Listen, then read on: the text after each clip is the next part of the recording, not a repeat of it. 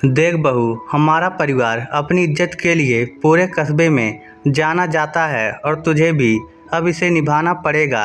याद रखना, हमारी इज्जत पर कभी भी आँच ना आने पाए।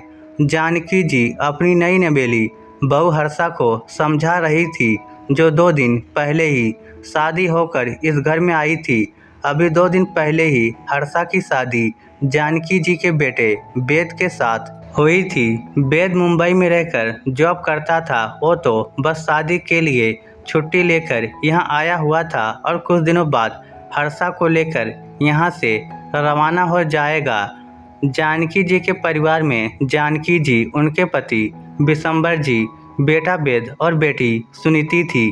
कहने को छोटा परिवार है, पर जानकी जी की नियमावली से चलता है और उनकी नियमावली के अनुसार घर की बहू को घूंघट में होना चाहिए। बहू को अपने ससुर, जेठ, काका ससुर, कोई भी घर के बड़े हो उनसे बात नहीं करना चाहिए।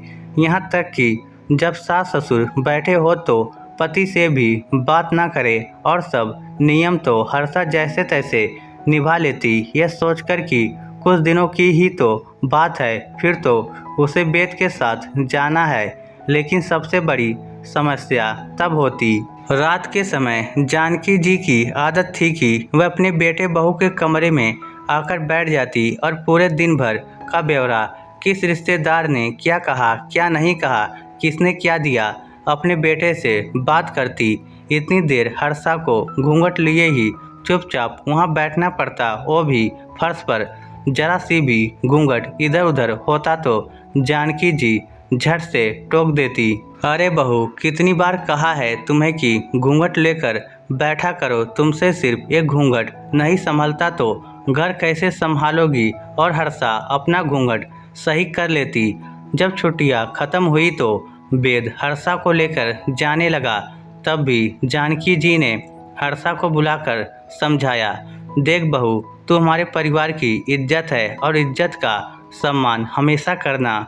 वहाँ जा तो रही है, पर घूंघट उठाकर अपनी शक्ल सबको दिखाती मत फिरना।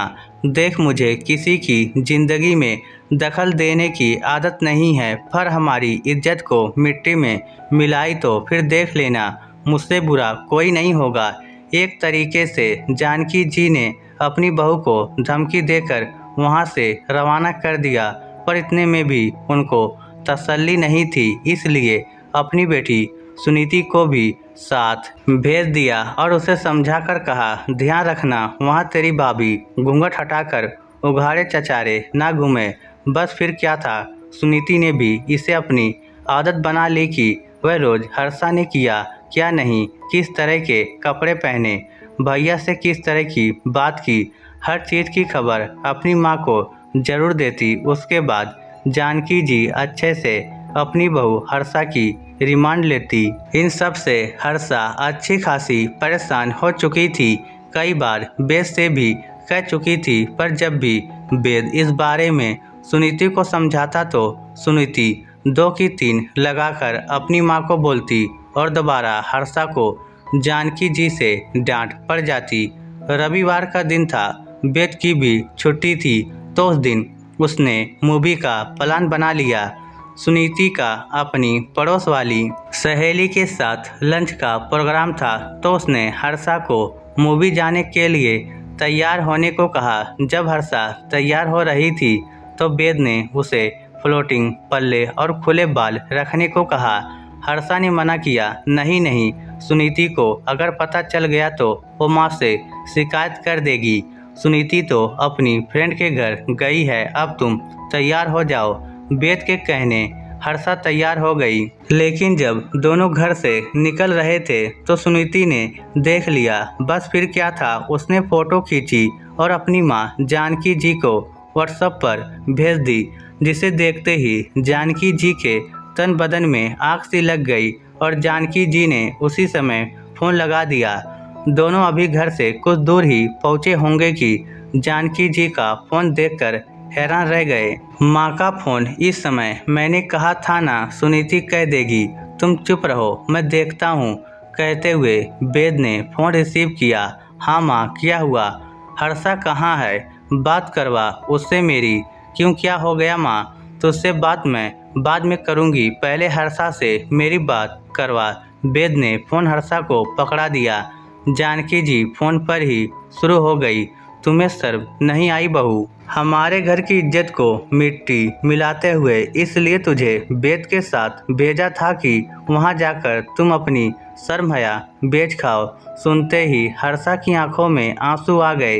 इतने में जानकी जी शांत ना हुई और ना ही उन्होंने हर्षा को कुछ बोलने का मौका दिया। यही सब सिखाया है तेरे माँ बाप ने, अपने ससुराल वालों की इज्जत को मिट्टी में मिला दी। क्या सोचा था तूने कि घूंघट हटाकर उघाड़े चचारे तू सब तरफ घूमती फिरेगी और हमें पता नहीं चलेगा? अब की बार तो हर्षा से भी बर्दाश्त नहीं हुआ तो उसने कहा, माफ़ करना माँ, मेरे माता पिता को बीच में लाने की ज़रूरत नहीं है। अच्छा घूंघट तो हटा ही दिया, अब जुबान भी खुलने लगी है तेरी।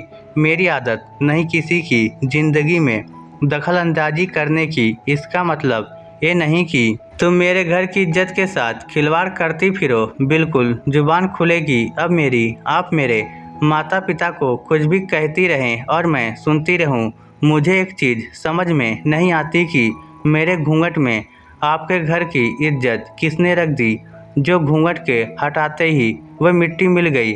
हर्षा ने इतनी ज़ोर से कहा कि वेद ने हर्षा से फ़ोन ले लिया और फ़ोन लेकर अपने कानों पर लगाया ही था कि उधर से जानकी जी की आवाज़ आई, बहुत ज़्यादा बोल रही है तू। तेरे माता पिता को बुलाकर ही तेरा निर्णय करवाऊंगी मैं।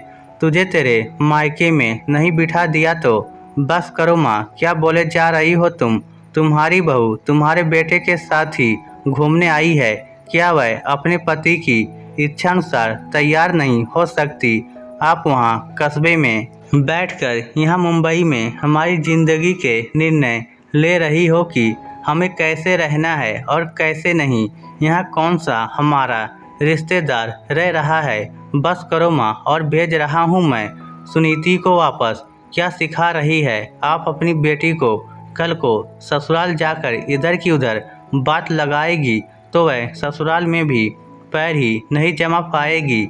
गुस्से में वेद ने जानकी जी की बात सुने बगैर ही फ़ोन रख दिया। खैर मूवी तो देखी नहीं, लेकिन सुनीति का वापसी का टिकट जरूर करवा दिया।